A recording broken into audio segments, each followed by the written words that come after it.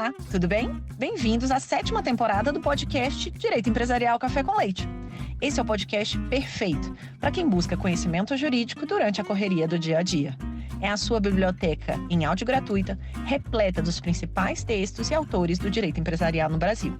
Eu sou Amanda Taide, mineira e cruzeirense na origem, com passagem em São Paulo, e candanga e fluminense de coração. Casada, mãe do Pedro, de quase 6 anos. Pedro, Tails, Sonic. Do Lucas, de 4 anos. Lucas, Knuckles, Sonic, Eggman. E tutora do Vira-Lata Farofa. Sou professora doutora da UNB dos cursos de Direito Empresarial, Concorrência, Comércio Internacional e Compliance. E consultora do Pinheiro Neto Advogados nas mesmas áreas. Este é um podcast simples, curto e gostoso, como um café da manhã, mais rapidinho durante a semana. Em sua 7ª temporada, esse nosso podcast se reinventa, com a divulgação de um site inteiramente dedicado a esse projeto. No site, os episódios são organizados tematicamente, facilitando o acesso a temas como teoria da empresa, fundamentos do direito societário, sociedades limitadas, sociedades anônimas e muito mais. Pegue então a sua xícara de café com leite ou chá, seu tênis para fazer exercício físico ou seu fone de ouvido para ouvir no seu meio de transporte diário. Então, vamos comigo para a próxima xícara de café com leite?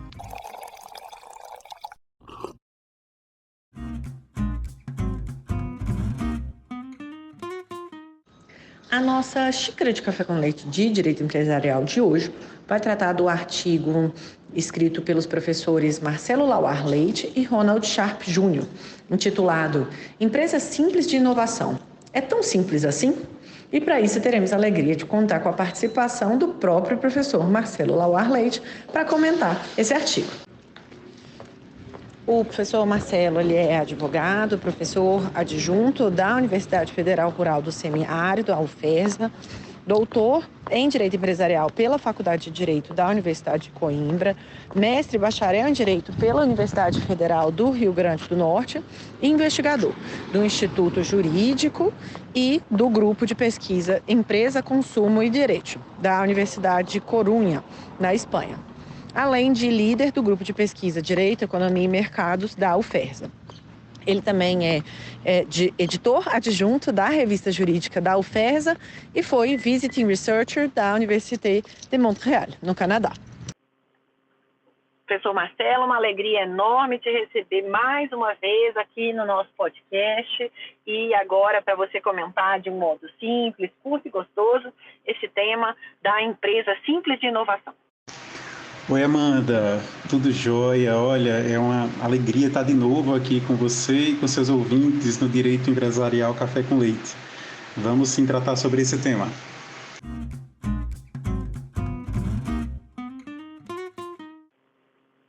Professor Marcelo, você já sabe como que funciona o podcast. Conta pra gente de onde que surgiu o interesse de escrever sobre esse tema da empresa simples de inovação, como que surgiu essa parceria de coautoria com o professor Ronald Sharp Jr., como que foi o processo de redação.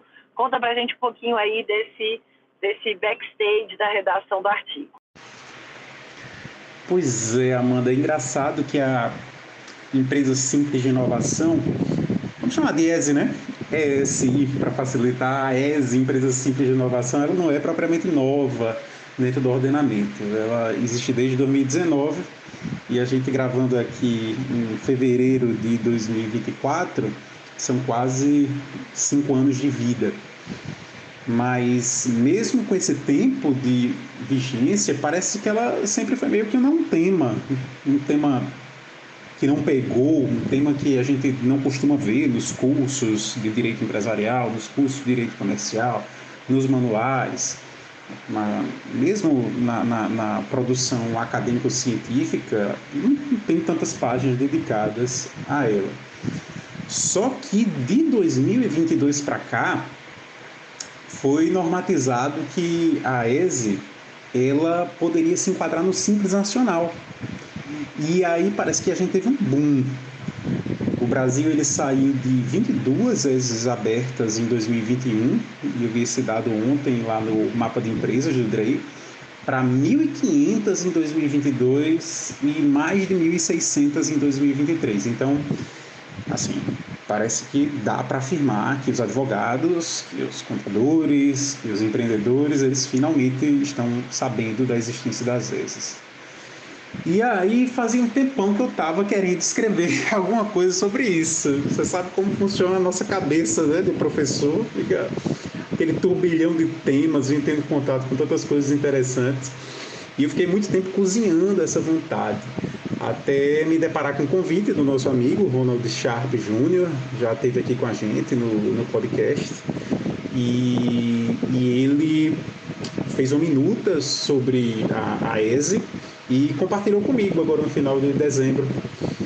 E esse recesso agora de Natal e Ano Novo foi curioso, que era assim, cada um viajando para encontrar suas famílias, era na estrada, eu aqui no interior do Rio Grande do Norte, o professor Rondes subindo a serra aí de Petrópolis, Teresópolis, e a gente entre Natal e Ano Novo basicamente foi debatendo sobre o texto, às vezes eu conseguindo convencê-lo, às vezes eu sendo convencido, na maior parte das vezes eu sendo convencido, até a gente ter esse resultado final que foi publicado em janeiro no Migalhas.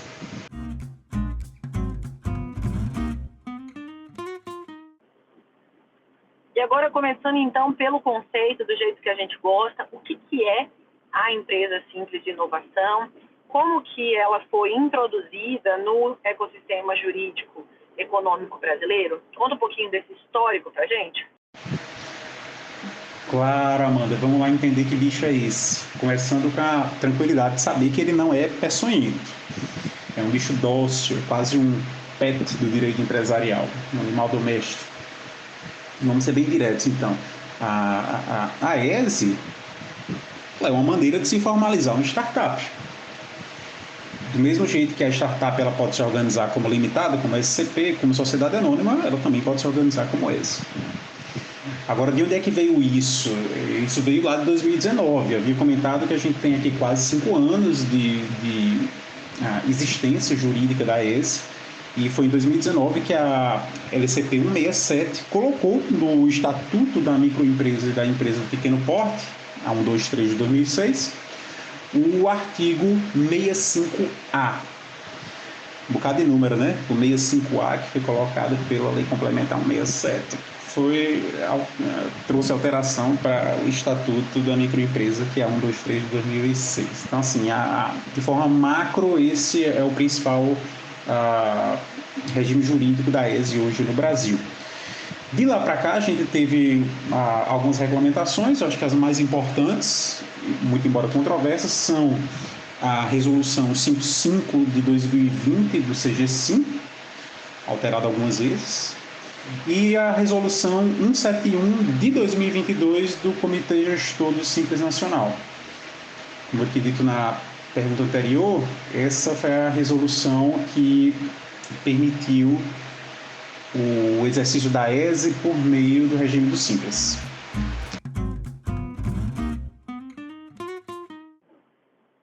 E agora que a gente sabe o conceito, conta pra gente quais que são, portanto, as diferenças, tanto práticas quanto, né, aquelas mais formais da empresa simples de inovação em comparação com outras formas de sociedade. Em que medida que essa empresa simples de inovação pode gerar riscos ou benefícios para a atividade empresarial? Legal, Amanda. A ESE, ela tem algumas facilidades bem escancaradas quando a gente compara com outros tipos societários. A primeira que eu elencaria talvez seja a desnecessidade de você ter um ato constitutivo. Você não precisa fazer um contrato social, você não precisa fazer um estatuto. Veja que eu estou sendo bem enfático, né? Não precisa, não é que não seja recomendável.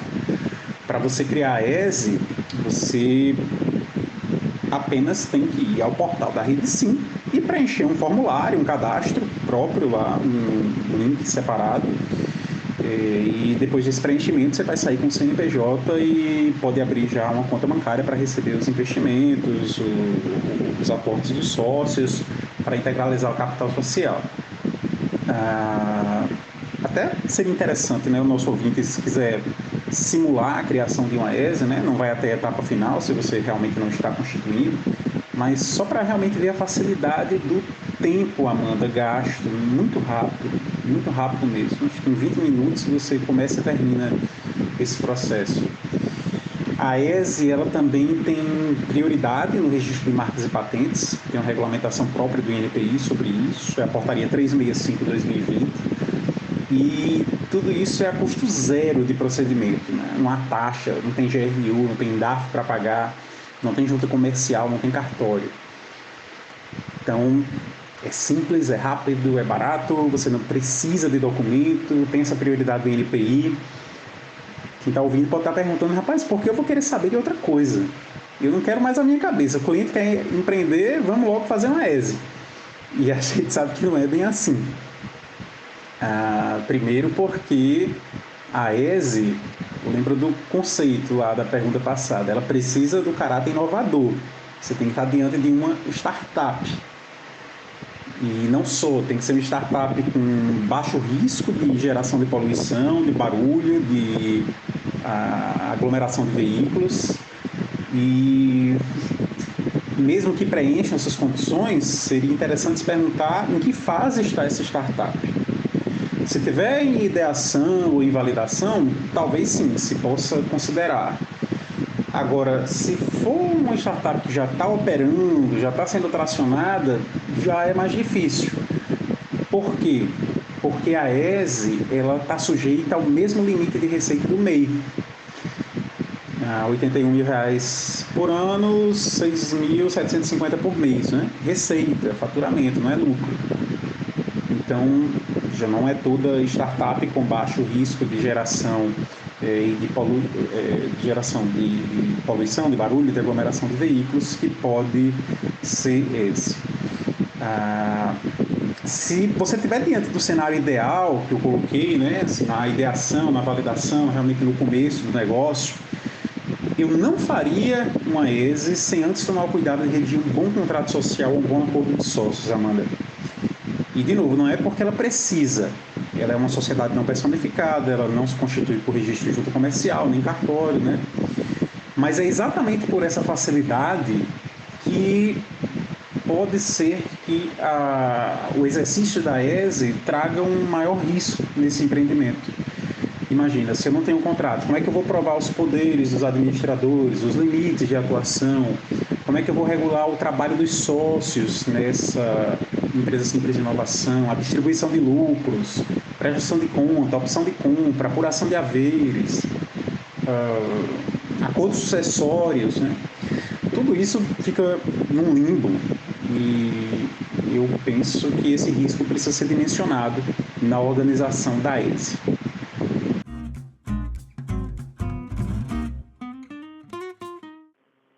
E, Marcelo, conta pra gente, vocês comentam isso no artigo de vocês a respeito de possíveis impactos, né, que podem existir em termos de direitos societários, discussões patrimoniais, discussões tributárias, em caso de ausência de declaração de capital da empresa simples de inovação. Como que pode acontecer essa ausência de declaração de capital, como que isso pode impactar na operacionalização da empresa e, mais uma vez, como que isso pode impactar em outras repercussões para além do societário, né, da empresa. Eita, polêmica, Amanda. Olha, eu e o Ronald fomos surpreendidos quando a gente viu essa possibilidade prática de você cadastrar uma ESE sem declarar capital social.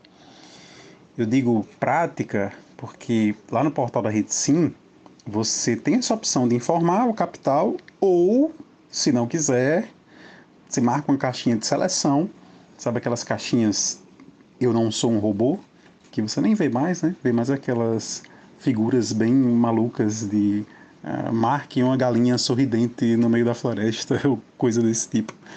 E, enfim, a caixinha lá do portal Rede Sim diz assim: a minha empresa ainda não possui capital social inicial. Olha só, inicial, capital social inicial. Isso é uma confusão tremenda. Você tem que separar as coisas. Uma coisa é não ter capital disponível lá no ato do cadastro. A sociedade nenhuma precisa disso, né? Quando você está constituindo uma limitada. Você não precisa ter capital no momento da escrita do contrato social. Você não precisa ter o capital no momento de protocolo na junta comercial, do arquivamento. Não. Você pode deixar para se capitalizar, integralizar o capital social no futuro. Você vai ter consequência em termos de responsabilidade? Vai, mas poder pode. Outra coisa é você dizer que não tem capital social. A gente acha, inclusive, que isso é impossível juridicamente. Vamos lá. Primeiro, a ESE ela é uma sociedade não personificada. Por analogia, a regência vai ser o quê? As normas da sociedade em comum. Subsidiariamente, da sociedade em comum. Regras da sociedade simples. O que é que a gente tem no 997? Necessidade de declaração de capital.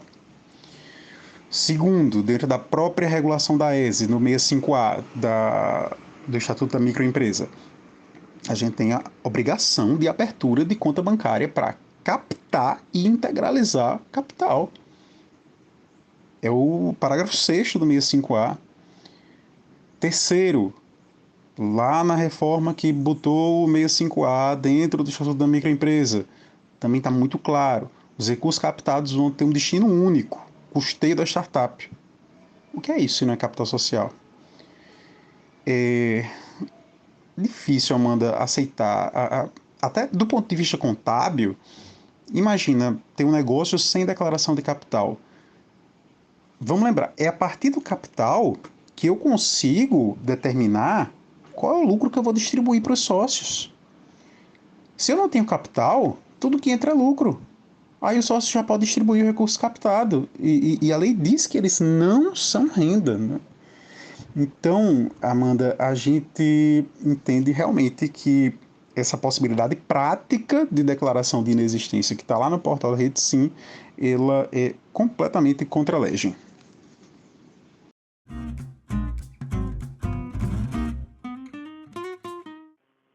E agora uma pergunta dessa 7ª temporada, Marcelo. Conta pra gente, em termos de literatura, um dos livros, ou o livro que mais, ou os livros que mais te marcou, te marcaram na sua trajetória. E conta pra gente um pouquinho o porquê. O que você achou desse livro? Amanda, eu vou contar um segredo.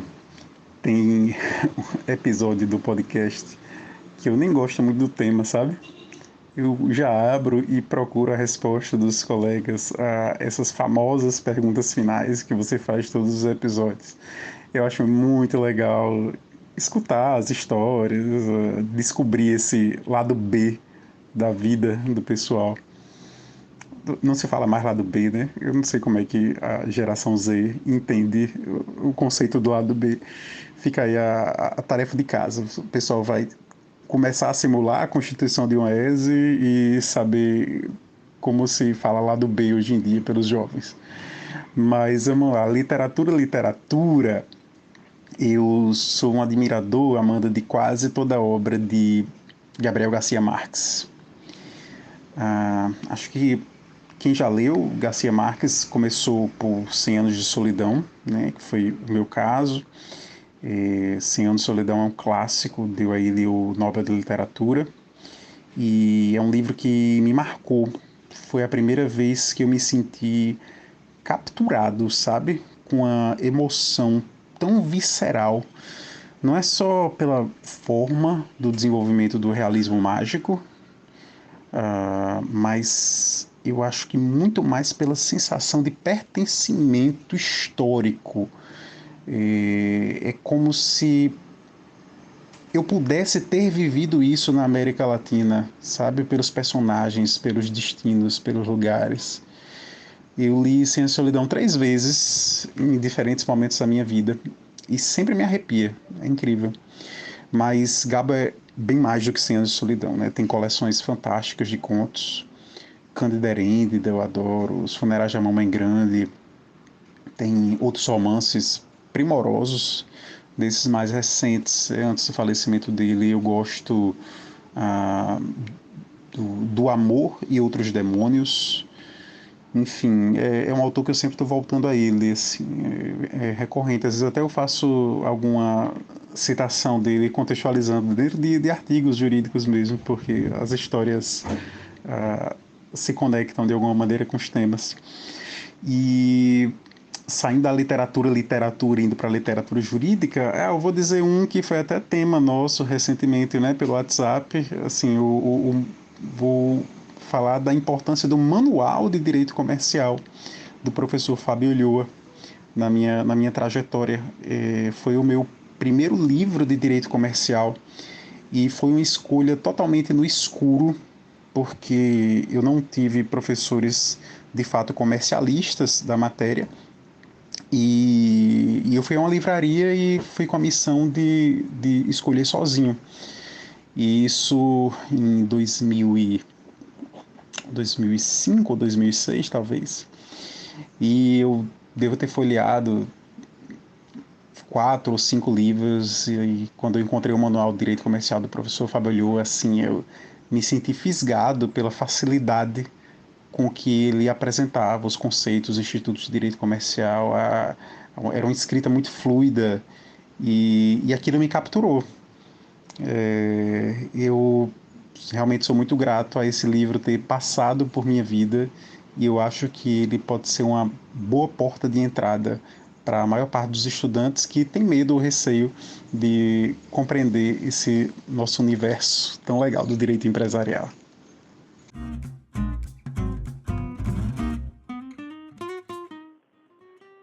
Professor Marcelo, muito obrigada mais uma vez pela sua participação, uma alegria poder te receber sempre em alto astral, com uma voz sempre tão animada, que eu tenho certeza que os ouvintes continuam te ouvindo assim também, sentindo o seu carisma. Parabéns pelo artigo e obrigada mais uma vez pela sua presença aqui conosco. Amanda, obrigado pelo carinho, pela gentileza dos seus convites. Gosto muito mesmo de participar aqui do podcast. Só fazer uma ratificação final, que a gente às vezes é tão acostumado a falar do portal do Rede Sim, que eu repeti isso em várias respostas. Não é portal do Rede Sim, não, é o portal do Inova Simples. Então, quem for fazer as simulações que a gente passou de dever de casa, olhar o tempo, é o Inova Simples. Tchau, tchau, até a próxima.